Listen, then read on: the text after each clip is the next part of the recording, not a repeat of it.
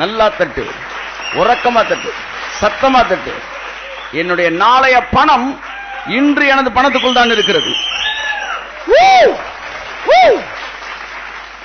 ஆதாமின் அடுத்த ஆப்பிள் அவன் முந்தின ஆப்பிள் இருந்துச்சு. தேவன் ரசிக்கிறார். அடுத்த ஆப்பிள் அவனா எப்படி எடுக்கிறான் பாரு. அதான்டா என் பிள்ளை ராஜாவா வச்சிருக்கிறேன், என் பிள்ளை பிச்சைக்காரனா வைக்கல. இந்த சிலுவையில கிரேஸ் பேசுறவங்க எல்லாம் கடவுள்கிட்ட தான் இருக்கு, கடவுள்கிட்ட தான் இருக்கிறவங்க செகண்ட் கிளாஸ் தான் பேசுறாங்க. நான் சொல்றேன் எல்லாம் உனக்குள்ளதான் வச்சிருக்காரு. அப்ப ஒருத்தன் விதைக்கிறான், இன்னொருத்தன் விதைக்கல. விதைக்காதவன் வந்து அடுத்த ஆப்பிள் இல்ல, இவன் வந்து கேட்கிறான், தேவன் கொடுக்கிறாரு இல்லைன்னு நான் சொல்லல. ஆனா விதைக்கிறவன் பழத்துக்காக தேவன்கிட்ட வர்றதே கிடையாது.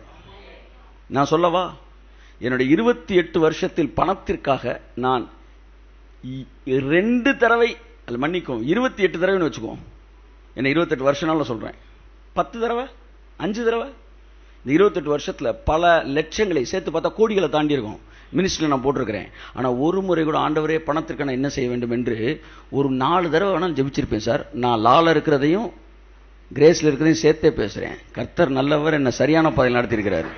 ஏன்னா எனக்கு நல்லா தெரியும் என் பணம் அவர்கிட்ட கிடையாது, என் பணம் என்கிட்ட தான் இருக்கு.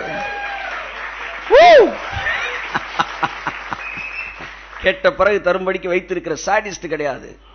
சகலத்தை உன் பையிலே கொடுத்து முடிச்சிட்டாரு. என்ன முதல் 600 ரூபாய் நான் வாங்கின சேலரி எனக்கு ஞாபகம் இருக்கு. ஆனா ஒண்ணு மட்டும் எனக்கு கத்து கொடுத்தாங்க, கர்த்தர் எனக்கு கத்து கொடுத்தாரு. என்ன தெரியுமா, இந்த 600 ரூபாய்க்குள்ள ஆண்டவன் எதிர்காலத்தில் அத்தனை கோடி இருக்குனாரு. அதுல இருந்து 60 ரூபாய் எடுத்து நான் விதைக்க ஆரம்பிச்சேன். 6000 ஆனது, 60,000 ஆனது, 6 லட்சம் ஆனது, 60 லட்சம் ஆனது. நான் விதைக்க கற்றுக்கொண்டேன். தேவன் தன்னுடைய பிள்ளைகளை ஒவ்வொரு ஆசீர்வாதத்தை கடவுள்கிட்ட வரணும்னு நினைக்கவே இல்லை. எல்லாத்தையும் என் பையிலே வச்சு அனுப்பிச்சிருக்காரு.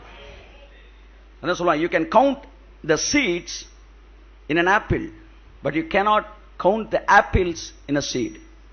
ஒரு ஆப்பிள்ல இருக்கிற சீடை நீ எண்ணிரலாம், ஒரு ஆப்பிள்ல இருக்க விதையை நீ எண்ணிரலாம், ஆனா விதைக்குள்ள இருக்கிற ஆப்பிளை நீ கையை தட்டி.